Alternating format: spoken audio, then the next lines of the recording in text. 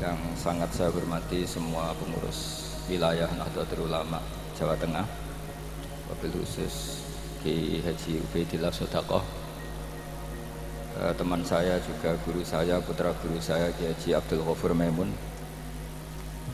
Saya mau cerita sedikit tentang sanad. Jadi buyut saya kandung itu namanya itu Hafsah. Jadi buyut saya kandung itu namanya Hafsah. Itu lahir di Damaran. Damaran itu belakang imaman Masjid Kudus. Hanya sekitar 30 meter dari imaman Masjid Kudus. Itu punya bapak namanya Maksum, punya bapak namanya Soleh. Soleh itu bin Kiai Haji Asnawi Sepuh. Nah, yang Mbah Soleh saya itu, saya generasi ke-7 dari Mbah Soleh itu. Jadi pas ke-7. Kalau ke-8 itu sudah kata orang-orang kaya gitu. Kenapa kamu miskin? Generasi ke-8 katanya. Jadi Mbah Soleh Darat itu orang Jepara, orang Mayong tuh. Itu dulu ngajinya diantaranya di buyut saya di Mbah Soleh bin Raden Asnawi Sepuh. Raden Asnawi Sepuh itu cucu dari Mbah Mutamakin. Itu kesanatan saya. Jadi saya punya naskah banyak. Tadi Gus Nurul tak kasih tahu. Ini diantara contoh naskah Mbah Soleh Darat. Saya punya banyak, mulai Hikam sampai Jawahirut Tauhid, terus beberapa tulisan-tulisan beliau itu masih di lemari buyut saya di Pondok Damaran. Terus buyut-buyut saya itu juga yang diantaranya ada yang nikah di keluarga Gedungan, dan itu sebagian melahirkan Pak Said Akil. Jadi buyut-buyut Pak Said itu adiknya buyut saya. Tapi kalau saya dengan beliau itu sepuh beliau. Jadi kalau saya manggil Pak Said itu kira-kira kalau nggak paman ya mbah. Kenapa saya cerita ini? Karena di antara ikatan sanad itu dzurriyatam ba'duha min ba'd. Ada keterikatan cara berpikir berdasar sanad. Tadi seperti yang dikatakan moderator, laulal isnadu laqala man sa'a ma sa'a. Andai kan tidak ada sanad, maka orang akan berpikir agama sesuai maunya. Dan itu bahaya sekali. Karena agama ini riwayat seperti tadi yang dikatakan inna hadzal ilma dinun fanzuru amman ta'khuduna dinakum. Saya punya sekian contoh cara berpikir sanad dan cara berpikir rasional. Di akhir Ihya itu ada cerita tentang rojak. Dan ini pasti di luar dugaan sampai. Karena sanad itu cara berpikir itu ya ikut saja. Yaitu ada 2 orang ahli neraka dipanggil Allah. Dipanggil Allah dalam keadaan di borgol. Ditanya sama Allah, enak di neraka? Jawabannya pemuda itu ya, wah Gusti ya, di neraka kok enak? Ya jelas gak enak. Ya sudah, kamu kembali lagi ke neraka. Dugaan kita kan pasti anak ini gak mau. Ternyata enggak, dia lari sekenceng-kencengnya menuju neraka. Semangatnya Masya Allah. Makanya ini sekaligus ijazah, kalau disuruh masuk neraka yang apa? Semangat. Oh itu Tuhan akhirnya tanya, loh kamu tak suruh ke neraka kok semangat? Gusti saya ini sudah kapok, ketika di dunia kalau jenengan nyuruh sholat saya lelet, jenengan menyuruh kebaikan saya lelet. Sebagai bentuk kapok saya, suruh saya ke neraka saya semangat. Makanya saya nurut. Barokahnya semangat menuju neraka, ya sudah di surga saja. Makanya ini nanti kalau kamu disuruh masuk neraka yang apa? Semangat. Karena kita di dunia itu ada di akhir Ihya. Artinya itu kan di luar dugaan kita. Cara berpikir seperti itu di luar dugaan kita. Artinya dia jadi ahli jannah. Kita kedua ya masih di bab yang sama. Yang satu disuruh enak di neraka, ya enggak, sudah kembali lagi ke neraka. Si orang ini tolak. Ditanya sama Allah, kenapa tolak? Ya Allah, ketika engkau memanggil kami ke surga, saya tidak pernah ngira kalau akan engkau kembalikan lagi ke neraka. Ya sudah, kamu di surga saya karena husnudzon sama saya. Ini berarti ada 2 sanad. Lucunya sama-sama benar. Yang semangat ya benar, yang lelet juga benar. Maka kamu punya 2 pilihan. Nanti kalau disuruh masuk neraka, bisa semangat, bisa apa? Lelet. Dan semuanya nanti di surga. Artinya begini, sanad itu apa ya? Enggak yang kita duga. Makanya saya mohon siapapun yang mencintai agama ini harus banyak baca. Jangan nuruti emosi, kemudian emosi itu di atas namakan agama. Di Sahih Muslim itu ada cerita, ini termasuk hadis pegangan kan Sahih Bukhari Muslim. Itu ada cerita seorang sujud sama Allah itu kan banget baiknya, sangat baik. Kemudian yang sujud ini diinjek oleh pemuda yang nakal, diinjek. Ketika diinjek, yang sujud spontan ngomong begini, fa wallahi la yaghfiru Allahu laka, demi Allah, Allah tidak akan maafkan kamu. Di luar dugaan, tentu kalau nggak ada sanad, omongan ini normal karena nginjek orang apa? Sujud. Tapi di luar dugaan, Allah mewahyukan ke Nabi di zaman itu, disuruh bilang sama orang yang sujud itu, Allah ngendikan, manggal ladzi yata'alla alayya alla aghfira li fulan faqad ghafartu lahu wa ahbattu amalah. Siapa yang mencatut nama saya bahwa saya tidak bisa memaafkan orang yang nginjek, Allah tersinggung karena namanya dicatut. Saya ini Tuhan bisa menyiksa dan bisa mengampuni. Kenapa sifat saya jadi satu hanya menyiksa? Sifat ampunan saya di mana? Itu kalau nggak sanad tidak bisa. Saya ulang lagi, Allah itu apa? Zat yang bisa yaghfiru liman yasha wa yu'adzibu may yasha. Tapi orang yang sujud ini hanya mensifati Allah satu, yaitu Allah pasti menyiksa. Dan Allah tersinggung. Bagaimana mungkin saya Tuhan hanya berstatus bisa menyiksa, tidak bisa mengampuni? Akhirnya orang ini disalahkan, malah yang sujud tadi bilang ke orang itu, sujudnya saya hapus pahalanya, dan yang injek saya hapus dosa. Tapi ya bukan berarti terus kamu boleh nginjek orang sujud, ya enggak. Artinya gini loh, saya hanya memperkuat moderator tadi, berpikir agama itu berdasar sanad. Kalau nuruti emosi pasti kita akan setuju Allah tidak ngampuni yang menginjak. Tapi berdasar sanad, berapa orang yang dulu melukai Nabi, bahkan punya niat membunuh Nabi, akhirnya ditobati oleh Allah Subhanahu wa ta'ala. Siapa yang nggak tahu cerita Suraqah, orang yang niatnya bunuh Nabi, ditobati Allah. Siapa yang nggak tahu cerita Khalid bin Walid, orang yang punya konsep untuk mengalahkan Nabi di perang Uhud, juga akhirnya masuk Islam dan diampuni Allah. Banyak lagi tokoh kafir yang dulu musuhi Nabi akhirnya ditobati oleh Allah. Sehingga ketika Nabi sangat marah ya dengan mereka yang kafir, malah ada ayat turun laisa laka minal amri syai'un aw yatuba alaihim aw yu'adzib, bahwa wilayah mengampuni dan memaafkan itu wilayah Allah. Tentu kita secara syariat akan mengatakan yang nginjak itu salah, pasti itu. Kalau yang nginjak itu pasti salah, yang kafir pasti salah. Tapi jangan katakan kalau Allah tidak bisa menobati mereka. Lagi-lagi yang bisa mengertikan itu apa? Sanad. Kita ngaji di bab itu bahwa ada orang diinjak, ternyata Allah ketika yang sujud mengatakan wallahi la yaghfiru Allahu laka, demi Allah, Allah tidak akan maafkan kamu. Loh, mensifati Allah dengan satu sifat la yaghfiru itu Allah tersinggung. Karena Allah bisa yaghfir. Makanya ini penting sekali saya utarakan supaya kita ini bicara itu sesuai sanad. Karena andaikan tidak sanad, agama ini di logika, kemudian logika orang itu berbeda-beda. Maka kayak apa kacaunya agama ini? Terus yang ketiga, saya beri sekian contoh. Ini saya bawa kitab hikam yang diterjemah oleh Mbah Soleh Darat. Saya dulu pernah ngaji hikam sama banyak Gus Zofur.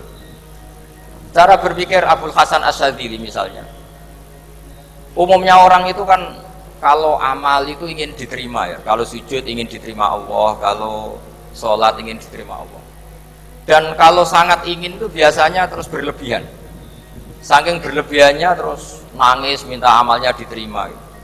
Tapi efek negatifnya gini, jangan-jangan nggak diterima, lalu kalau nggak diterima gunanya apa? Ini buruk sekali kalau mulai tanya sujud saya jangan-jangan nggak diterima, kalau nggak diterima gunanya apa? Itu menurut Abul Hasan Asyadzili itu pertanyaan dari setan. Bagaimana mungkin kita pernah menyesal atau menyesali sujud yang pernah kita lakukan untuk Allah Subhanahu wa ta'ala. Wong dadi kawulane Allah, wis dikai bumi, dikai oksigen, dikai rezeki, tahu sujud, bareng dikasih tahu Jibril, sujud kamu gak diterima. Wah, getun aku sujud be Allah. Masa sujud sama Allah getun. Maka kata Abdul Hasan Asadili begini, kafa bika jazaan an radiyaka laka ahlan. Cukup sebagai balasan dari Allah yang luar biasa, kamu ditakdir sujud. Woi, keren. Coba kalau kamu nanti ketemu Allah, ada orang yang sama sekali di bumi gak pernah sujud. Lalu kamu ketemu Allah sujud berkali-kali, kemudian dapat kabar kalau sujud kamu gak diterima. Pantas mana kira-kira? Pantas yang pernah sujud apa pantas yang gak pernah sujud? Pantas yang pernah sujud. Jika pikirannya Abdul Hasan Asadili, sudahlah kamu bahagia saja karena kamu ditakdir pernah sujud. Itu satu anugerah Allah yang luar biasa. Kamu gak perlu terganggu diterima apa gak diterima. Karena kalau kamu terganggu itu nanti lama-lama mengatakan apa gunanya sujud kalau tidak diterima. Dan itu setan menang kalau sudah ada pertanyaan apa gunanya sujud. Nah, makanya disebut min syarril waswasil khannas. Kata Abdul Hasan Asadili, waswas di sini adalah setan ngeridu kamu supaya kamu ngeset semua ibadah kamu, jangan-jangan kamu nggak diterima. Kemudian kamu menyesali semua ibadah yang pernah kamu lakukan. Betapa buruknya kita. Wong ngamal apik kok disesali. Makanya saya ini sebagai kiai itu termasuk kiai yang paling sukses ya. Betul. Karena perasaan saya itu sudah sukses dulu sebelum nyata sukses apa enggak penting. Saya sering motivasi santri yang ngapalkan Quran 10 tahun enggak hafal-hafal. Nanti kalau ketemu Allah tetap keren. Pernah ngapalkan kitab saya? Pernah Gusti. Hafal tidak. Tapi kan keren pernah menghafalkan. Daripada sampai ditanya, pernah ngapalkan Quran? Tidak. Kok hafal lagu dangdut? Nah, itu posing sama jawabnya. Tapi kalau santri saya, pernah ngapalkan? Pernah Gusti. Di mana di Guswa? Hafal enggak? Pede saja enggak.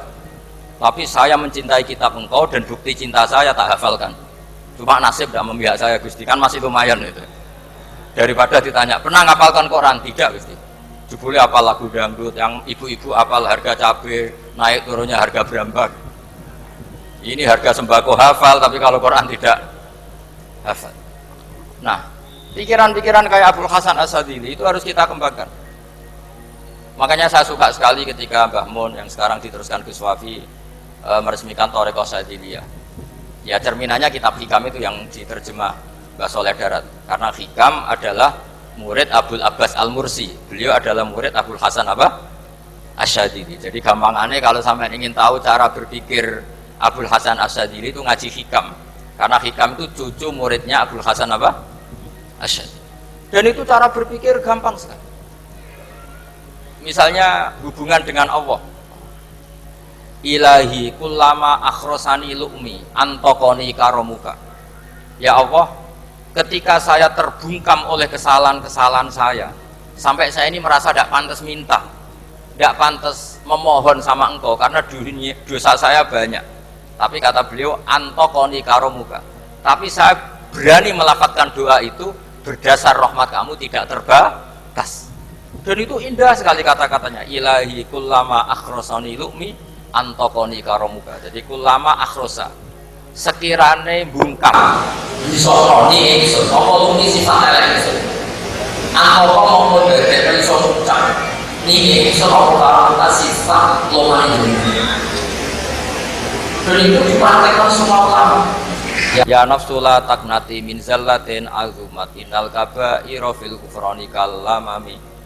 Jadi yang seperti yang dikatakan tadi Gus Ubaidillah tadi, ya sudah, kadang ada Baron saya, ada Busiri, saya tidak tahu karena bacanya innal kaba'ira fil kufrani kalamami la'alla rahmata rabbihi na yaqsimuha ta'ti ala hasabil isyani fil kisami. Itu ada orang terlalu fanatik kebaikan datang ke Abdul Hasan Asyadili gerutu karena dunia ini sudah kacau balau, banyak maksiat, banyak macam-macam. Apa jawabnya Abdul Hasan Asyadili?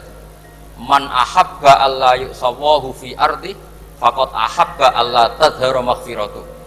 Jadi malah dibalik. Kalau kamu ingin dunia ini steril, nggak ada apa-apa, berarti kamu tidak suka akan kelihatan maghfirahnya. Oh. Jadi sanad-sanad seperti ini harus kita jaga. Meskipun tidak kita manfaatkan untuk kepentingan hadzun nafsi, tapi kita harus kita jaga. Jika kita jadi orang itu tidak terlalu sepaneng dengan pikiran kita bahwa maksiat itu pasti mendatangkan azab. Kok kamu katakan pasti, itu buktinya apa? maksiat itu salah, kalau salah harus istighfar. Maksiat itu salah, tapi Allah bisa saja mentobati yang maksiat kemudian jadi orang baik, karena Allah tetap bersifat yaghfiru liman yasha wa yu'adzibu may yasha. Kok kamu katakan pasti-pasti itu sanadnya dari mana? Jadi ini pentingnya sanad ya. Jadi kita harus terus menjaga sanad ini supaya cara berpikir agama sesuai garis yang pernah ditulis oleh para ulama yang semua itu musalsal ila Rasulillah Shallallahu Alaihi Wasallam. Terus ini mumpung ini di depan Gus Zofur juga ini pernah tak baca di depan putra-putra beliau, di depan anak-anak. Ini nanti saya hadiahkan ke PWNU Jawa Tengah. Saya nulis kitab ini sebagai bentuk saya bahwa apa yang dilakukan Syekhina Kiai Haji Maimun Zubair semuanya itu berdasar khazanah-khazanah yang ada dalam kitab-kitab Al-Kutubil Mu'tamadah. Di antaranya ini kitab Khilyatul Aulia. Kitab Khilyatul Aulia itu kitab kesayangan Imam Ghazali. Sampai kalau baca Ihya Juz 4 itu beliau memberi saran ke kita wa alaika bimudawamati mutolaati kitabi Khilyatil Aulia wa Tabaqatil Asfiya. Karena Imam Ghazali fi manaqibil akhyar itu nginduk kitab Khilyatul Aulia karangannya Abu Nu'aim Al-Asfihani. Kalau di tasawuf beliau nginduk kitab namanya Qutil Qulub karangannya Abu Thalib Al-Makki. Kalau di fikih tentu beliau nginduk gurunya sendiri Imamul Haramain yaitu Nihayatul Matlab fi Dirayatil Madhab. Ini saya beri contoh kenapa Mbah Mun, Kiai Ubaidillah, semua tokoh-tokoh NU cara perilaku itu santai, rileks tapi terarah. Ini saya beri contoh, ini riwayat dari Sufyan bin Uyainah termasuk gurunya Imam Syafi'i. Ini halaman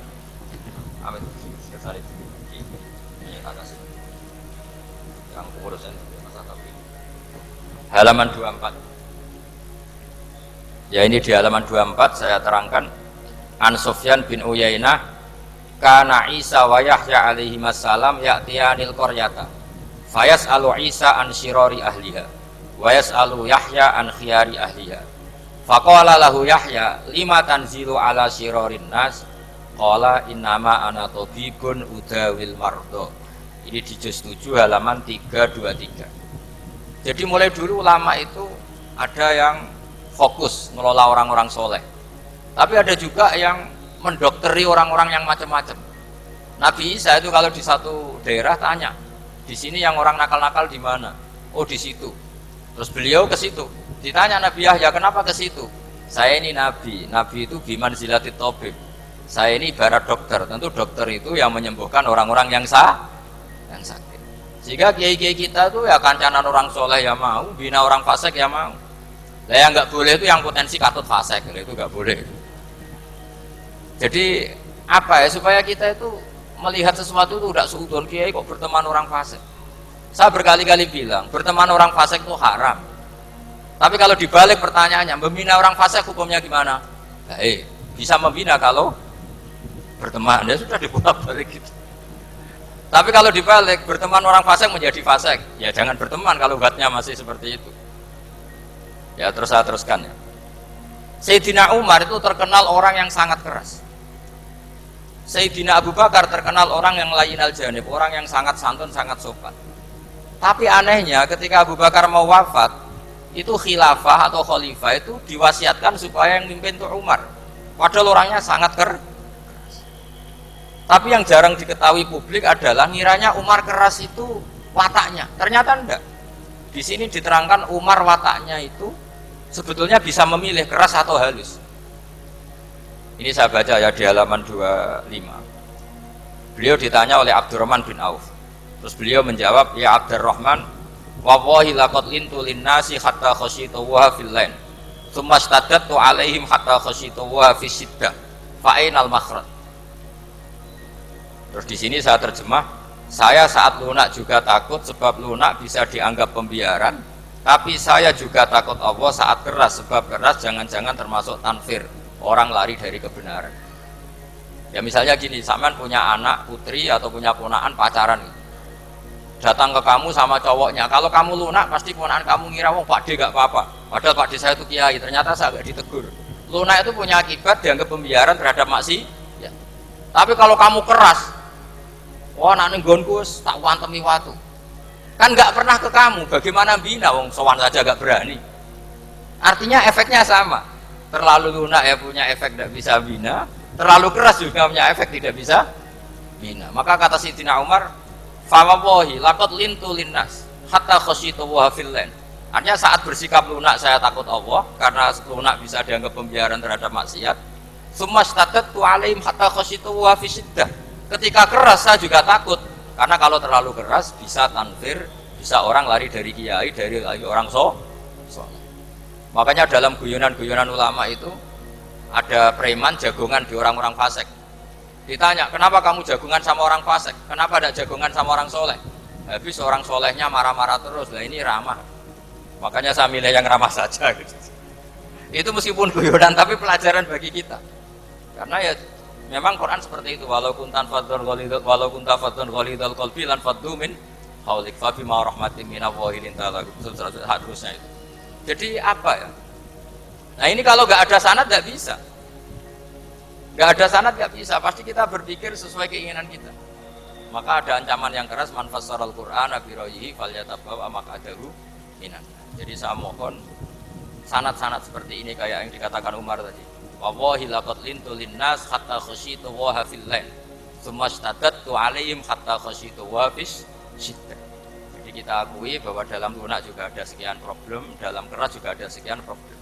Terus kita bikin satu metode, satu manhaj yang kira-kira ya sa'iqol lisyarifin atau yang lebih dikenal dengan Islam wasatiyah. Ada tawazun, ada tasamu, ada macam-macam. Ya, saya kira demikian. Assalamualaikum warahmatullahi wabarakatuh.